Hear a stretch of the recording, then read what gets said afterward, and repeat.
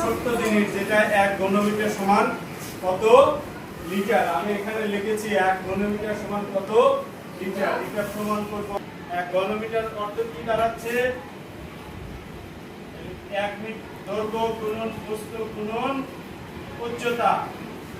দৈর্ঘ্য গুণন প্রস্থ গুণন। এখন আমরা জানি কি 1 মিটার সমান 100 সেন্টিমিটার। আমরা জানি কি 1 মিটার সমান সেন্টিমিটার। কিন্তু এখন আমরা কি জানি 1000 ঘন সেন্টিমিটারে হয় 1 লিটার। 1000 ঘন সেন্টিমিটারে কত হয় 1 লিটার। 1 লিটার। তাহলে 1000 দ্বারা যদি আমি ভাগ করি একে 1000 দ্বারা যদি ভাগ করি আমি বিষয়টা আবার সামারাইজ করি 1 ঘনমিটার সমান কত লিটার। এটা করার জন্য আমরা একটা বর্গ আঁকাইছি, সেখানে 1 মিটার দৈর্ঘ্য সব দৈর্ঘ্য 4 বাহুর দৈর্ঘ্যই 1 মিটার, কিন্তু 1 ঘনমিটার ঘন মানে 3।